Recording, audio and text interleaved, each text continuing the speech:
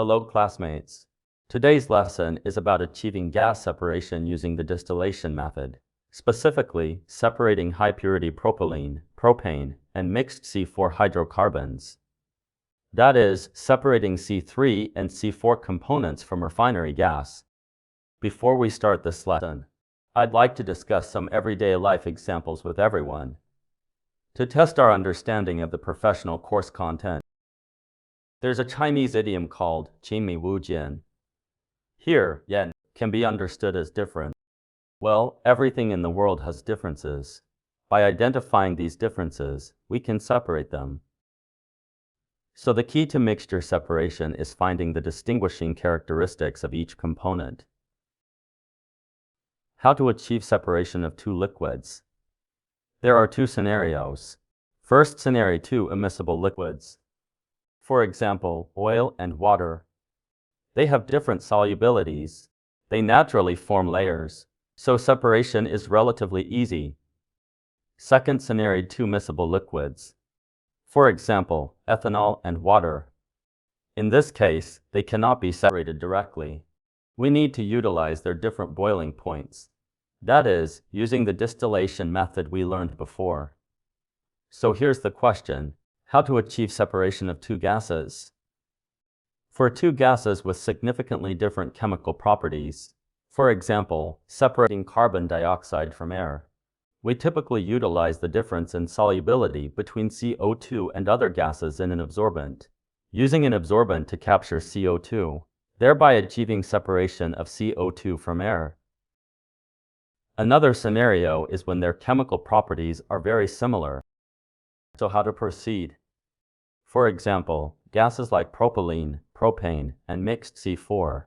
Can we use distillation to separate them, just like with ethanol and water? Let's analyze their different boiling points.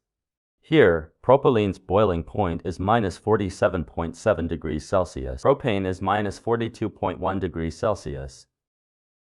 Mixed C4 is -6.3 degrees Celsius. From this perspective, it seems consistent with the requirements of distillation process. However, there are difficulties. Propylene, propane, and mixed C4 are gases with very similar properties.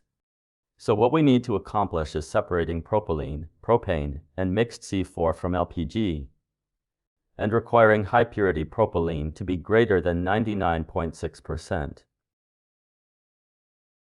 As we all know, distillation is a process that achieves separation based on differences in boiling points of liquid phase components. Gas separation is comparatively more difficult. We need to complete this through pressurization liquefaction, distillation separation process organization. From the images, we can see there's an intuitive impression that these towers are tall and slender. This is because we need relatively high pressure to achieve gas liquefaction. So the first step is gas liquefaction. Aristotle once said, "Give me a lever and a place to stand, and I will move the earth." When analyzing problems, we need to grasp the key point. The key here isn't how much force we have, but the existence of the fulcrum. We've all seen or used LPG tanks, knowing they contain liquefied gas in liquid state. So how do we liquefy gases? The theoretical principle of gas liquefaction is that when gas is pressurized, its boiling point increases. Some students have used pressure cookers. Why do pressure cookers cook faster? Let's use water as an example. Pressurization significantly increases its boiling point. At 1 atmosphere, water boils at 100 degrees Celsius. At 10 atmospheres, water's boiling point rises to 250 degrees Celsius. When pressure increases to 30 atmospheres, water's boiling point rises to 400 degrees Celsius. So we understand that after pressurization, water's boiling temperature is higher. This makes cooking in pressure cookers much easier. Now that we're familiar with the water example, what about propylene? At 1 atmosphere ambient pressure, propylene's boiling point is -47.7 degrees Celsius. When pressure increases to 20 atmospheres, the production operating pressure its boiling point increases to 48 degrees Celsius. Thus, at room temperature, 25 degrees Celsius, and 20 atmospheres, propylene exists in liquid form. This shows that increasing pressure to a certain value can liquefy it. Let's recall the distillation we learned. Distillation involves continuously partially vaporizing and condensing a liquid mixture, allowing gas and liquid phases to achieve mass and heat transfer through contact on plate, thereby achieving separation of two miscible liquids with small boiling point differences. Please look at the equipment. We just mentioned its purpose is to separate ethanol and water. So let me ask, what is the overhead product here? Correct. The overhead product is ethanol. The separation precision of this equipment can be adjusted within a certain range. If I want to increase the purity of the overhead product, how should I adjust? Correct, by appropriately increasing the reflux ratio and controlling the overhead temperature, we can improve ethanol purity. Now that everyone is familiar with distillation, then separating propylene, propane, and mixed C4 is essentially performing a distillation operation under relatively high pressure.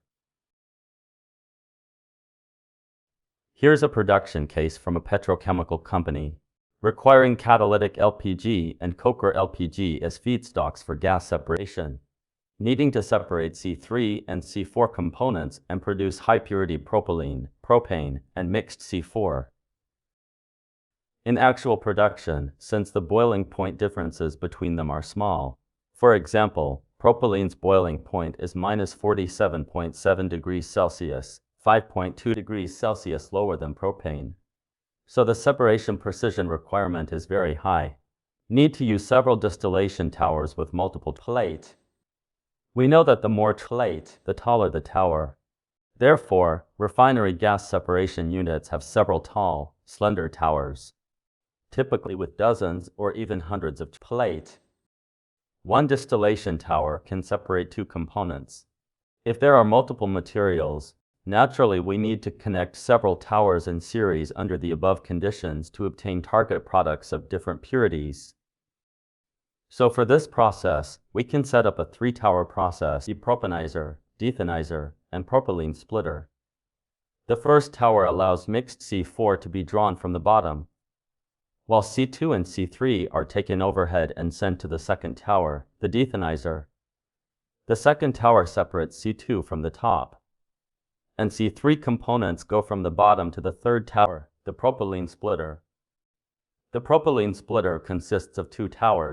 The overhead produces lower boiling point propylene, while the bottom yields higher boiling point propane. This achieves separation of the target components. It's important to note that each distillation tower has different tasks, so their structures and operating conditions also differ. The smaller the boiling point difference between two components, the more plate are needed. The lower the component's boiling point, the higher the required operating pressure. Alright classmates, that concludes today's lesson. See you in the next class.